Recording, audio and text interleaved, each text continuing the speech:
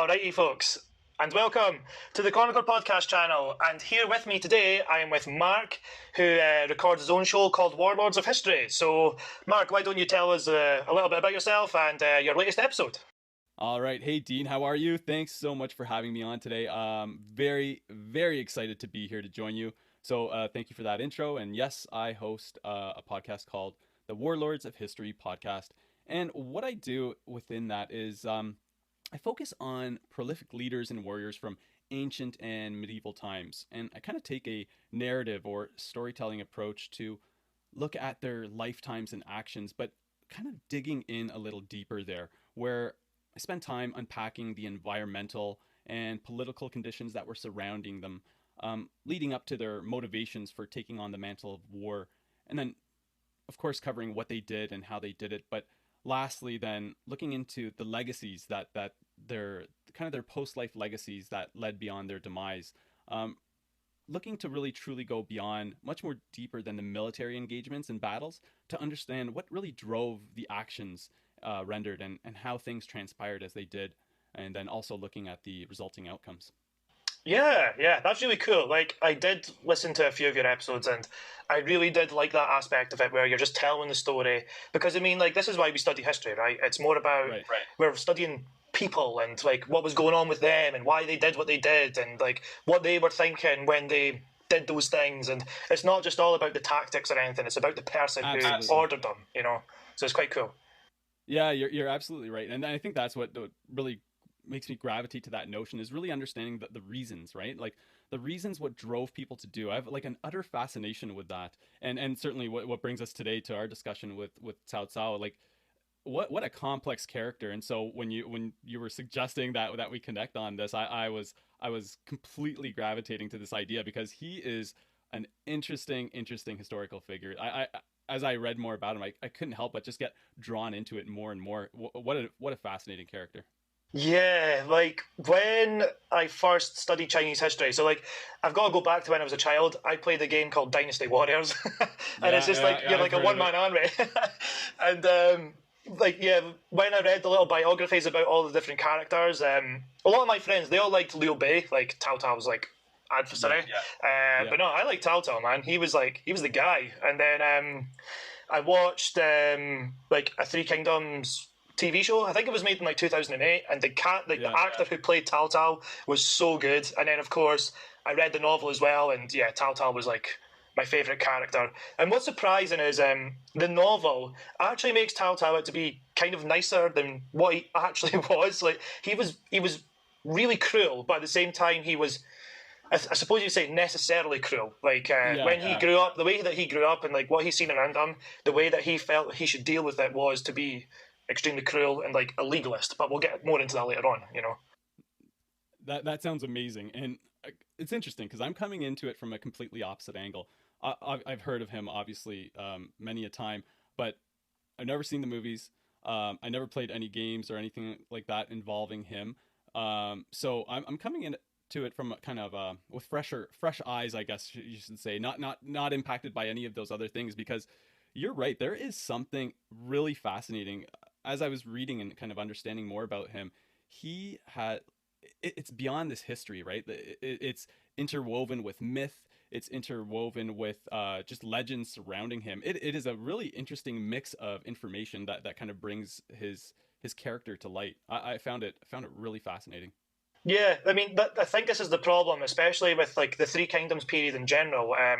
The novel written by Luo Guangzhong, like during the Ming Dynasty, really mythified these characters and almost made them like superheroes. So it's like it's our job as historians, I guess, to like really untangle the myth with the actual facts. Just because like I did speak to somebody like who like excels in the Three Kingdoms, and he said without the novel, the Three Kingdoms is actually kind of boring. It's just like another period of division in China, whereas like Liu Guangzhong, when he wrote the novel, he brought it to life. Lots of the stories that happen in the novel, they didn't really happen in real life. Like, if some of it's just pure fiction. And Cao Cao is one of those people where it is like complete fiction. But I mean, like, again, it's just like I think what the author of the novel did was amazing, just because he managed to bring the characters to life based on their real lives. So like you could believe that Telltale did the things that he did in the novel, like even if he didn't do it in real life, because like historically that's kind of the way he was, if that makes sense. Oh, I think that makes complete sense. I mean, at the end of the day, the Romance of the Three Kingdoms, it's historical fiction, right? So within that scope, I mean, the objective of the writer is to kind of bring it to life as you suggested, and really create these larger than life characters. Though it's certainly fitting with considering everything that Cao Cao achieved in his lifetime. There is it fits quite well, I think, within that notion. But then there's something else. There's this almost insidious notion of him being utterly ruthless. The Darth Vader of ancient China, really. And so like it's hard not to think of any other character fitting than Darth Vader. I mean, someone who pursues their goals relentlessly, right? No matter how. This speaks to a notion that you already introduced a little bit earlier, where he was cruel for sure, and there was, but it was purposeful, right? I don't think he did it necessarily for just the sheer pleasure of being cruel, but it was for an intended purpose, and when it was something that in sight of an objective that he wanted to achieve, that's when it was applied. And really, it's not that uncommon considering with some of the more greater warlords that history has seen, right? That I would say is quite a common characteristic amongst those people. Yeah, I mean, like you could compare him to like Julius Caesar in that regard, and like Caesar was pretty ruthless in pursuing his goals. And your latest episode was about Philip II of Macedon, and I'm sure Philip II was pretty ruthless in his, like his ambitions and like how he's going to achieve those ambitions. Am I right? You are absolutely correct, and it's funny.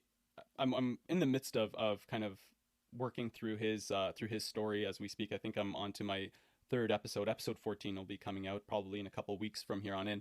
And as I was writing and or at least researching into Cao Cao's story, there are an uncanny amount of similarities, not necessarily in the character of the person, but certainly within the circumstances. I just crystallize it down to one word: chaos. They both arose in insanely packed times of chaos, and there is I guess there would be some similarities in character as far as what you need to survive through such a chaotic time, right? There's you really need to be ruthless to a certain degree in order to survive, because that's what it comes down to, right? That becomes a survival, a kind of notion of survival in its brutal and most kind of rudimentary and raw form. So you really need an I don't know, it's a character that's really difficult to grasp. It's so raw and so different from our world right now. Yeah, I agree. Because I mean, like this is at the time of like, I suppose like the classical age of ancient Greece almost, and then obviously Alexander the Great follows from Philip II, and like he took on Philip's mantle, so to speak, and just like expanded it something awful. And then of course you had the great Macedonian Empire, which is just amazing. Like, and the thing is, Alexander, from what I have read, I've not read a lot. Like I'm going to put my hands up and say that, but I do believe he learned a lot from his father in that regard. Like because like Alexander could be quite ruthless as well, as far as I'm aware. You're absolutely correct on that. See, there's an it's fascinating, really. At the end of the day, Philip, he's has been historically in Alexander's shadow, pretty much in eternity since Alexander came into existence and achieved what he did. The thing is, what Philip achieved in his lifetime is from my perspective at the very least, is no less astounding. In some ways, even more unbelievable than what Alexander achieved. When he assumed to the throne of Macedon in 359 BCE, he inherited a kingdom that was stagnating for some time, for decades leading up to his rule. It was in a chaotic mess. It was racked by infighting, disunity, a poor economy. It had very mediocre military power. And he took this backwards nation that was on the periphery of classical Greece, and he molded it into something unbelievable. It became a superpower of its time, the unequivocal hegemon of Greece. And no one would have had the ability to foresee this happening, this rise of Macedon. He revolutionized the Macedonian army, its configuration, weaponry, and tactics, and he showed this brilliance in terms of military leadership that was perhaps only matched by his diplomatic skills, working within this whole chaotic environment. So as soon as that came to light, as I was researching into Cao Cao, obviously timing has something to do with this because I'm working on Philip and Macedon, so it was hard not to build comparisons there. But there is a linkage there that is very strong. Working within that chaotic environment. Yeah, like, because from what I've gathered, Philip II managed to like build up the infrastructure. He got everything going, and then Alexander is the one who just expanded it, basically. So like without Philip II reorganizing the army and even creating the phalanx formation, then Alexander would never have been able to even dream of conquering where he did, which is, something. Well, you're right. I mean, at the end of the day, Alexander, as great as he was, he inherited a military machine that was just unstoppable. Clearly the best military that existed in that part of the world at that time. There was no one who was able to stand toe to toe against them. Of course, you still need a leader that is strong in terms of military tactics. That is just generally a good overall leader. But Alexander was handed the finest fighting machine that anyone could have hoped for. So, and the learning from his father, certainly from a tactical standpoint, it's hard to find someone at that time of the world who was probably more astute in terms of military leadership.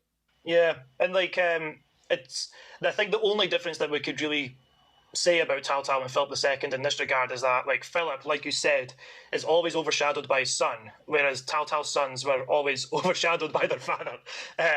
Like his son, like Cao Cao's son, Cao Pi, is the one who like dethroned the last Han Emperor, but then he died shortly after. Like, he did show a bit of promise, but again, he was nowhere near his father. And then like the Tao Wei dynasty that was founded afterwards, like they were all just like eventually they all became prisoners of the Sima family, which then took over and became like the Jin dynasty, which was again short-lived.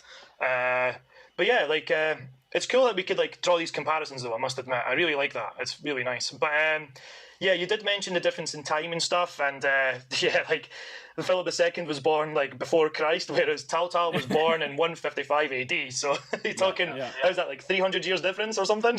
Yeah, it's something like that. It's within that ballpark. The thing is, there are some similarities, though, just given the circumstances, and for sure 400 years is considerable, or whatever the actual number is. But it's those, I always find there's these common themes that have been starting to tease out as I'm looking at different warlords, and it is these times of chaos that allows people who were not necessarily at the forefront of the world, or not expected to jump to the forefront of the world, that it just allows someone who has the appropriate skill set to ascend during a time of chaos. And Cao Cao certainly possesses that. And you just, as a lead-in, because as you started suggesting his time frame when he was born in 155, and I don't want to, as a side note, just, I don't want to step on your toes. If you want me to push back, I don't need to, so we'll edit this out, obviously. But what you were mentioning, that he was born in 155, just in that early time frame. And when he was born, I think his father was linked in the Imperial Administrative Service, and he rose to a pretty high official ranking, if my research is correct. And just so that considered, Cao Cao, he grew up in a pretty well-to-do family setting, I would assume. But I think he didn't really show the promise that necessarily he developed later on, because I think he was really developed something more akin to a misspent youth, right? Like doing things like pursuits of hunting and music with his really good friend that later becomes his adversary. And I'm gonna butcher the name, but I'll let you to kind of take the lead on the pronunciation. And really, no one would have expected in his adolescent years that he would become the amazing warlord, this prolific leader that he did evolve into, because given his misspent youth, people probably didn't expect that much out of him from a pretty early age. Yeah, I mean, you are right, actually. So Cao Cao, like, he was born, and the thing is, it's quite weird, because his grandfather was a eunuch. Now, obviously, a eunuch can't have a son. So this eunuch, a man named Tao Tung, he adopted Cao Cao's father, who was called Tao Song. And using his family background, Cao Cao was able to, like, pretty much get away with anything that he wanted to. And he then became friends with his later adversary, like you said, Yuan Shao. And the two of them, they probably weren't, like, they were basically trouble when the two of them were together. Like, it's like boys being boys almost, except it's taken to a bit of an extreme level. And one story that I came across, which is pretty disturbing. It's like I'm trying to make this a family show, but I think I better tell it anyway. When Yuan Shao and Cao Cao, they were teenagers, they came across a beautiful bride. And the thing is, like, in China, the bride will travel from her hometown to her husband's hometown, so, like, everyone can see, like, who she is and stuff. But then what happened was the two men, they were taken aback by her beauty. So then what they did was they followed the bride party and then kind of made like a fuss when they got there. So they pretty much crashed the wedding and said there was a thief or something inside. And then everyone was freaking out. And then in amongst the confusion, the two men took the women for themselves. And I'm pretty sure your imagination could take it from there. So it's just like, oh, that's nasty. And like you said, this youth, like, nobody would have ever dreamed that he would have been the capable warlord that he did become. And it's just amazing that he actually did. But I mean, when Cao Cao began his political career, he did like see this, I suppose you could call it like a magician or something, and he did ask what his future would be. And after much convincing, and by convincing I mean he threatened to kill him if he didn't tell him what he wanted to hear, basically, this minister said, "You will be a capable minister in times of peace and a cunning hero in times of war." And of course Cao Cao was delighted with that, because he was like, "Oh, well, that's great. Like, I've got a good career either way." So he was more than happy with that. It's so funny because, like, I want to just go in kind of as a lead into that. I think it's so interesting because he was kind of belligerent, like him and his friend, his compatriot Yuan Shao, right? Is the name, Yuan Shao, and so they were, as you said, trouble together, right? But later on, he shows this ardent following of the law, like strict disciplinarian, whereas in his youth he was like the complete opposite of that, right? So I think when leading into what you just mentioned on that story, when he visited with that mystic or however we term it, that when that quote is like, wow, it's like such a crystallized premonition about his future. It's almost too good. It's so funny. It makes me think it's like is this one of those tales interwoven into like the legend versus the thing, but it versus the actual history. But there's so much of that, right? Like how much of the but this isn't unique to Cao Cao. Like any warlord that I've researched into it, some of the historical accounts, they're completely biased, right? It's really tough to tease out. It's you got to try to find all these other sources that tell you what the true character is. But man, what a perfect statement to talk about what the future of this warlord is going to be. That is fascinating.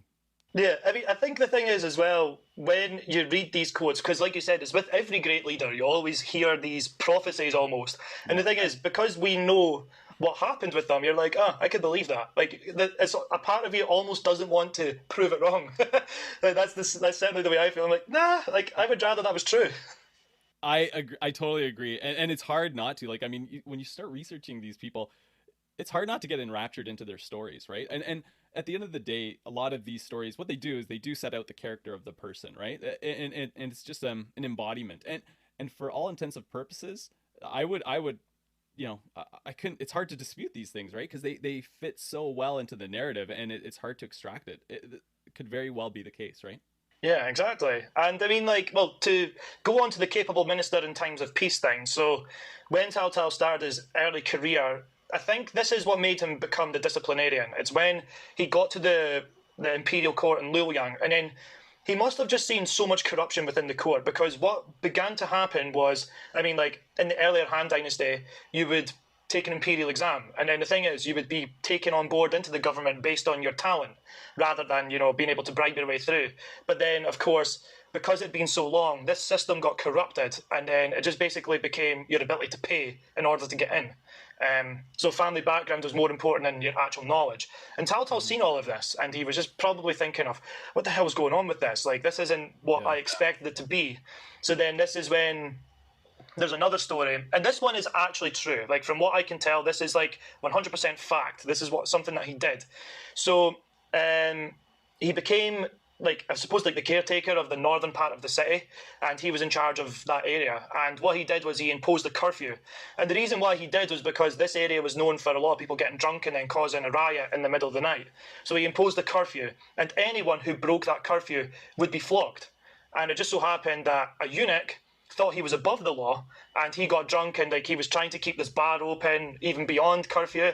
And then Tal Tal came onto the scene, and the eunuch, he was trying to like show that he was a big man, saying, "Oh well, I'm above the law. What are you going to do about it?" And Tal Tal still flogged him, and this didn't win him any like friends or anything within the imperial court, like especially because it was dominated by the eunuchs at this stage. So the eunuchs, after hearing about this, they wanted rid of him like as quickly as possible, and then that's when he gets moved away from the capital for a while at least, just to like keep him away because he was so incorruptible. Like for him, the law was the law. Nobody broke the law, and like even he didn't break the law. So why should anybody else be above it? That was his philosophy. Yeah, I think he used the law as I completely agree with what you just said. He was certainly a believer in the law. It's certainly something that came to light kind of beyond his adolescence for sure. It's like it helped him, and I don't know if this is the correct characterization. I'm curious to get your thoughts on it. It helped him develop, from my perspective, almost like a taste for power, because it gave him authority, legitimacy, within that role, and we'll see an example of that later on. I think in around 196 when he does something with the Emperor. But he uses these things as tools to pretty much legitimize his future actions. And I don't know if there was something that really gravitated to him in terms of this sense of power, and doing so through law, really helping him to justify his actions. And then the second, that's one I'd be really curious to get your thoughts on. And the second one is that within that story, and then the eunuchs later, sent him out far out of to a region outside of the imperial capital. I think that's one where he might have left a pretty bitter taste in Cao Cao's mouth, because he lost that game of political intrigue. He was using the law to justify whatever actions he was trying to implement, but then on the background, the eunuchs that were becoming increasingly powerful in the administration branch. Jeez, that was brutal. Tongue twister there. Yeah, that was brutal. And so they leveraged it, right? And then they were this whole sense of political intrigue that they had their claws into that, right? And that's how they started increasingly taking power. And they leveraged it against Cao Cao, saying, okay, if you're gonna abjectly enforce the law, not recognizing the fact that we're above it, we're special, then we're gonna send you out to some regional territory so that way you're not at the imperial capital, and you cannot exert your influence. Yeah, well, I mean, I think you're right. When he was enforcing the law, he certainly, I totally agree with you. I think he did get that taste for power. And what also helped him was that when he was imposing these curfews and things, he actually got it with the support of the people, like within that area, because they were fed up of all the drunken disorderly that was going on. So it was almost like two benefits for him. So one, it gave him more power, and then the second point was that people actually liked him for it. So they're so that was one thing. And then the other thing is as well, was the imperial capital was totally engrossed in chaos. Like there was political infighting within the Han court, and it spilled out onto the streets as well. So to have some form of law and order in one part of the city really did help his reputation as like a law enforcer, so to speak. And it probably did leave a bitter taste in his mouth to leave the capital, because he was involved with this political intrigue and stuff. But it did become a bit of a blessing in disguise for him, because he moved away from that political intrigue, and he was like getting distracted by all this scheming that was going on within the court. And then he got moved away to, and the thing is, the eunuchs put him to, it was like a corrupt commandery. So they were hoping that he would make enemies there, and then he would get killed eventually. And then the thing is, it wouldn't be through their hand. But what happened was he managed to outmaneuver those political enemies within the commandery, because they were so corrupt. And then he rooted out corruption, and then everyone supported him when he did this as well. So I think he knew how to gain the support of the people, because he knew how they felt, because he knew that they knew that the whole imperial system was being corrupted at this stage, and he was trying to root out corruption. Like that was his main goal as a minister for the Han before he becomes like a usurper, so to speak. I think you're right on, because while all of this was happening within the imperial court, in the background, and you already touched on this, is the fact that the wider populace, the commoners, if you will, they were suffering, right? Like, I mean, there was poverty, there was famine, there was floods, and so you have all these people on the outside still being heavily taxed and subjected to really difficult requirements, and they're like, okay, on the outside saying there's all these people at the imperial court, all they care about is power and squabbles within themselves. No one's doing anything for us on the outside. And I could see how with someone like Cao Cao, when he's subjecting everyone to lawful requirements, regardless of their status, I could see how that could really gravitate and really appeal to the wider populace. I mean, as soon as someone starts breaking down those barriers of social classes, and I know he didn't do it fully, but at least in some form or fashion, that really appeals well. This is just a perfect segue because I have to tell you about one thing that Philip of Macedon did is when he took hold of the Macedonian army and he started revolutionizing it. I mean, I'm getting a little ahead of things here in terms of his time frame, but he completely changed the way it was configured as far as who gets promoted and when, right? It used to be that it was all based on the ancient Macedonian nobility. They were the only ones who would rise to high positions within the military.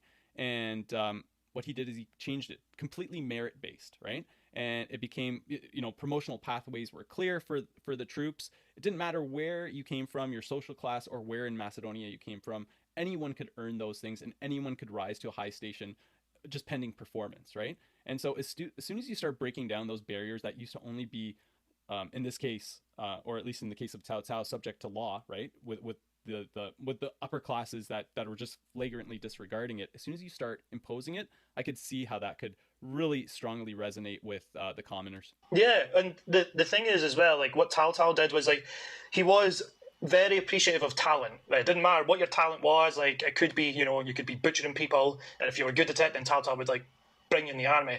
And that's something that Cao Cao really excelled at. He made the most of the people that he hired into his services. He surrounded himself with like really famous scholars. I'll name a few, like just to rattle them off. So one of them was Xun Yu, and Xun Yu was like, he helped Cao Cao through like the politics of the time, and he also gave him suggestions and things. Then you've got another one called Guajia, who was a military strategist, and some people even say he was just as good as Cao Cao. And rather than being jealous of him, like most people would have been, Cao Cao actually admired him. And then of course he hired amazing generals into his army as well, who were able to command like thousands of soldiers, two of which were his cousins. I don't know if they were really like, I don't know if it was because they were family or just because they were good. And I do believe with Cao Cao's character, it was more to do with the fact that they were talented in it, so he gave them the jobs. Those two cousins were called Xiahou Yuan and Xiahou Dun, and they were the ones who like helped Cao Cao in the early days.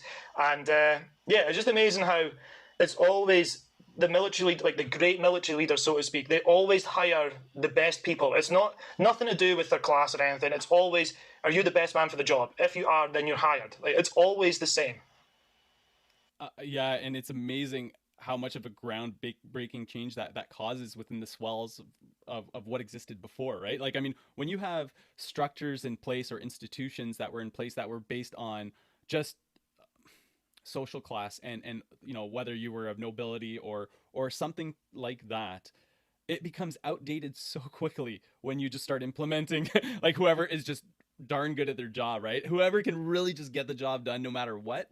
Man, when you start promoting those people appropriately, a leader is only as good as the people around them, right? So if you surround yourself with amazing talent, that is going to infinitely help your leadership more so than just maintaining the status quo with keeping the nobility happy, right? By only raising their station and pushing the commoners down to where they've constantly been, right? Constantly downtrodden upon. So within the background of Cao Cao's story, you're right. There's this whole bubbling eruption within the greater populace that is, I know, soon going to come to light pretty early within his career, and that kind of breathes further life into Cao Cao's career as well. Yeah, well, actually, that was going to be what I was going to talk about next, especially like with his military career. So his political career, well, I would say it kept going, but this is when his military career really got brought to life, and it was during the Yellow Turban Rebellion, which broke out in 184. And Cao Cao was the commander of like a cavalry unit, and he really shone when it came to dealing with the rebels. And again, it's because he had his like useful cousins around him and stuff. He was already surrounded by useful advisors at this time, but as well as that, he excelled because he kind of knew his stuff when it came to military tactics early on. And there was one battle where he said he killed, well, his subordinates killed over 1 million yellow turbans, which, I mean, I'm going to highly doubt. Like, there's no way there was 1 million men in the battlefield and his small cavalry brigade killed them all. But, I mean, again, it's all about, like, making yourself look good, isn't it? So, like, he reported this to the Imperial Court saying, oh, yeah, I've killed all these yellow turbans. Now I look amazing. All of my generals look amazing. And, like, you know, he's trying to, like, get all of these rewards and all these like titles bestowed on him, so to speak, and he played the game. I think that's the only way I could really describe it. He played the game. You know, I think you have to, like, as a leader, when you're really trying to climb the ranks, like you obviously have to perform the actions, win battles, but there's a bit of a marketing spin or a PR spin that you have to embed into it to have the populace kind of believe in it, right, and back it up. So yeah, there's a story that has to come along with these actual achievements to strengthen it and make people believe more so in your cause and in you as a leader, right? To rise you up to the station that you want to be at. Yeah, exactly. And I mean, after the Yellow Turban Rebellion was like basically crushed within a year, thanks to the help of Tal Tal, this is when things get a little bit choppy in his career. Well, not in his career, but like in China as a whole. Just because the emperor who was around during the rebellion, Emperor Lin, he died, and he didn't have an heir who was of age. And the problem was there was like 2 sons who were similar ages, and of course the mothers of those sons and their families, they're all competing to make them the new emperor, and it just became a bit of a mess. And eventually, I'm not going to go into too much detail, but eventually one of the warlords was sent to Luoyang to try and convince the Empress Dowager to like make one of these sons the heir. But the problem was, as this warlord, the warlord was called Dong Zhuo, like he was traveling from the northwest with his army, and when he was traveling, all this chaos erupted in Luoyang, where the eunuchs killed the commandant of the imperial army, and then all of his friends killed the eunuchs and things. Then the city itself began to like have a riot and everything, and in amongst all this chaos, the emperor and his brother are like the two almost chosen emperors. They fled the capital and then they ran into the arms of this warlord Dong Zhuo. So then he took over the entire imperial court. And then there's a story that like there's 2 stories as to what happens next in terms of like when we're dealing with Tal Tal. So the first one I'll go for is from the Romance of the Three Kingdoms. So from the novel, Dong Zhuo invites Tal Tal to be the head of the cavalry again. So like he's like, okay, you can be the head of the cavalry, and Tal Tal accepts it. But then of course later on, Dong Zhuo is basically, he just like unfolds this reign of terror where like he made ministers drink the blood of other ministers and things like that. He was just absolutely nuts. And Tal Tal then tries to assassinate him, but he gets caught in the act. And then as he gets caught in the act, he runs away, and then he becomes an outlaw. Now the second, the factual story is a bit different. So basically what happens is Dong Zhuo invites Tal Tal and he says no, and then he becomes an outlaw. And then again, if we're going to draw on the Romance of the Three Kingdoms, this is when Tal Tal has this famous saying, because whilst he's on the run, he runs across his dad's friend, a man named Liu Bo-shu. And when he runs into him, like his uncle, that's what he called him, his uncle was really happy to see him, and he brings him and his friend Chen Gong into his house. And he then says, okay, I'm going to go and get some wine, so just relax. But whilst the uncle is going to get wine from the local village, this is when Tal Tal overhears the servants of the house talking about how to slaughter a pig. But the problem is, he thinks they're talking about how to kill him. So rather than, waiting for them to attack him, he takes the initiative and kills all of the servants. And then that's when his friend notices that the pig's actually what they were talking about. They see the pig tied up, and they're seeing, how they're going to kill the pig. Then what happens is Tal Tal's uncle, because the 2 of them, they freak out and think, right, okay, we've committed a terrible crime, let's just get out of here before the uncle comes back. But as they're leaving, this is when the uncle appears, and then Tal Tal, being the ruthless man that he was, I guess, he killed his uncle. And then when his friend Chen Gong asked him, why did you do that? This is when Tal Tal said, I would rather betray the world than let the world betray me. Which again, it just goes to show his character. Now the thing is, that is fiction. It's all completely fiction. But because the novel was so commercialized during the Ming Dynasty, and because it does sound like something Tal Tal would have said, because he was a bit of a poet and he was extremely ruthless, a lot of people actually believe that this is what Tal Tal did. But yeah, it's it's fascinating to see how his career kind of went up and down like a roller coaster in that sense. Because like at one stage he's doing really well, and then all of a sudden he's an outlaw. It's just like there's no comparison. You're right. It's amazing how fortunes can change so quickly. And I gotta say, that line is spectacular. I'd rather do wrong to the world than allow the world to wrong me or betray me. That's unreal. And I get it. It's certainly romanticized, but what a great what a great quote to encapsulate who this guy is, right? I think because at the end of the day, it fits him perfectly. Like just like within that whole roller coaster ride that you were mentioning, like he has setbacks within his career 100%. He certainly experiences his fair share, like but it's a constant move forward, right? Like he doesn't stop. He's like a bulldozer. He just continues moving forward, figuring out ways to achieve his objectives, and it's still doing so, kind of showing dedication to his role as with kind of upholding the Han Dynasty, right? So when Dong Zhuo asks him to, or wants him to join, he still shows that he could have certainly, the easier path right there, the path of least resistance would have certainly been to just join in right then and there, right? Versus leaving, but he still shows that dedication to the imperial dynasty, right? The Hans. So it's amazing. Like even despite all this chaos unfolding around him, he still shows his complete dedication to that. And I just can't help but love that quote, because he'll do anything to still make sure that happens, right? Another one that I found interesting was there's another quote that it's funny because of everything that he's done. It almost compares him to Satan, right? Like there's there's a saying in English that says, "Speak of the devil and he shall appear." And my understanding is that there is a Chinese version that goes, "Speak of Cao Cao and Cao Cao arrives." And when you're starting to make associations with the Supreme Dark Lord, right? Like, I mean, that quote that you mentioned, plus you intersperse this one, there is like, I mean, there's no questioning what the character of this person is, right? And what's driving what the driving force behind this person is, but behind Cao Cao. So it's just I love all these little anecdotes that go into the mix, because they just call out exactly who he was. Yeah, in fact, that, like, I've heard my wife saying that. So, like, one time we were talking about my wife's cousin or something, and then he appeared, and then she said it. So the line, I hope I get it right, because, like, my wife will hit me if I get it wrong. But it's like, Shua Tao Tao, Tao Tao Jiu Dao. It's something like that. So it's like, basically, if you speak of Tao Tao, his army will arrive. It's something like that. Yeah. And it plays on the fact that Cao Cao was able to move his army at incredible speeds, like from wherever he needed to be. But yeah, you're just it's just like the English equivalent is like, speak of the devil. Like, oh, that's amazing.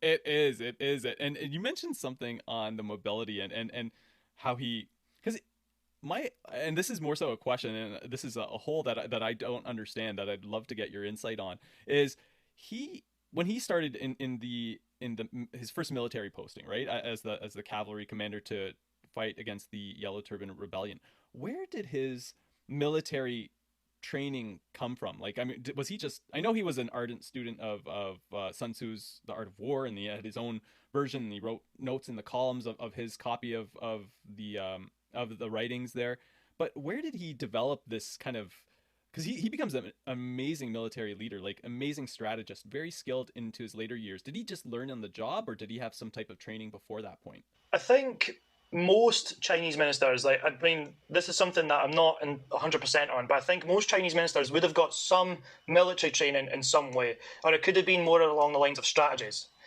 So like you said, like the Sun Tzu, The Art of War and things. And Cao Cao just seems to have been somebody who excelled at any job that he was given. But that's the way that I would describe it, because I was watching like this documentary about him, and when he got the posting, a lot of the ministers sneered at him. They thought he would be completely worthless, and then he proved them all wrong. So I think it's more along the lines of, like, he just learned on the job, and he was just awesome at learning on the job. Because I mean, even as a minister in Luoyang, like beforehand, nobody knew who he was. But then within a couple of months, he'd already made a name for himself, because he imposed these curfews, he enforced the law, and like the people actually liked it. Like, he actually made the people support it, which is something that nobody would ever dream of doing. But I mean, from an early age, I think Tal Tal was like a bit of a schemer, or he was a bit of a trickster, to say the least. So he definitely had a sharp mind. And when it came to, fighting battles and things, he was just very good at tricking the enemy in any way possible. So, like, nobody knew what Tal Tal was thinking when it came to a military engagement. Like, they don't know if he's setting an ambush, or they don't know, like, where his true strength is. Like, he mastered the art of war quite well, like, to be fair to him. I will give him that. He did master the art of war quite well. Oh, you're absolutely right. Because some of the victories, the military victories he achieves later on, are I don't know, miraculous is probably a potentially good characterization there. And you touched on something that I have to speak to as well, because you mentioned about it just being a good general strategist, right? Overall, I think that is one of perhaps the most vital characteristics of any prominent or prolific military leader or warlord that has arisen through time.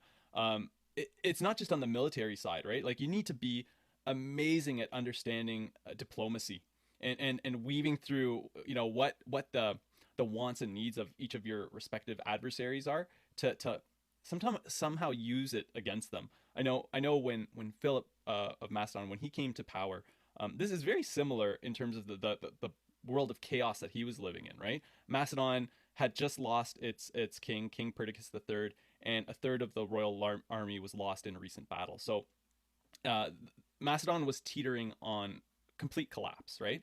That's when he rose to power. And the first thing he did, it wasn't march out with an army to start fighting. It was, he started using his diplomatic muscle, right? He started reaching out to all the kingdoms that were surrounding his and just negotiating with them, just getting them to stall and prevent their impending attacks.